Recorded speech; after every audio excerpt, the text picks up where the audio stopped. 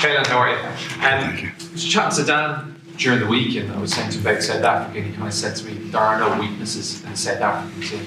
How do you prepare for a team that pretty much doesn't have very many weaknesses? It's a challenge. It's always getting the balance right between focusing on ourselves and getting the best out of ourselves, fixing a few things from last weekend and improving there, but also being fully aware of the threats they're going to bring and having full respect in how we prepare for them.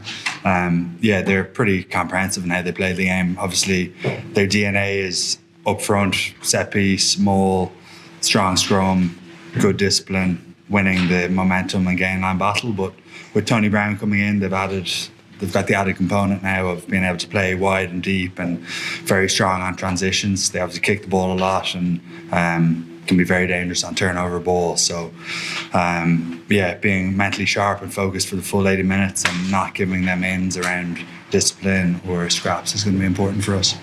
Is there a little bit of extra pressure for you then as a leader to, when you're on the pitch, adapt and almost punish things that you might see in the moment or in those couple of moments where there might be a short weakness for a couple of minutes for you to direct the team? Yeah, I think so. And something we've spoken about this week, but over the last number of years, is loving the adversity. We're aware that they're going to have momentum at times in the game. Decisions are going to go with them.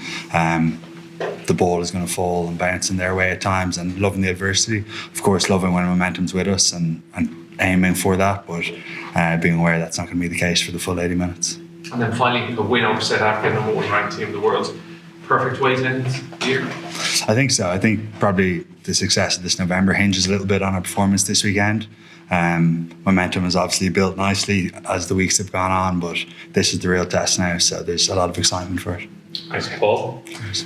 Kevin, would you consider this to be a grudge match against South Africa? There's obviously been a lot of recent history between the teams. Yeah, there's definitely a rivalry there. There's a strong understanding of how we both want to play the game. We've had some good results. They've beaten us over there as well in 2024. So, there's a lot on the line tomorrow. That's the feeling anyway, and lads are very excited about it.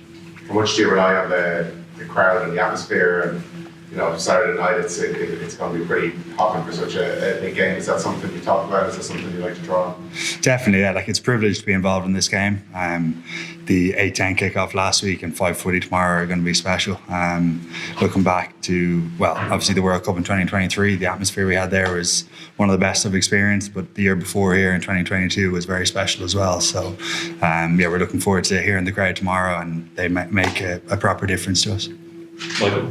Just on the same topic about the crowd, just remember at the start of the Japan match, Ireland had a penalty and kick for points, and at the start of the Australia match, it's a quick tap and go. And is that something you spoke about? When you say it's a two-way street about giving the crowd something to cheer about, you talked about the impact on the crowd of kicking to the corner when you maybe have a gimme 3 points.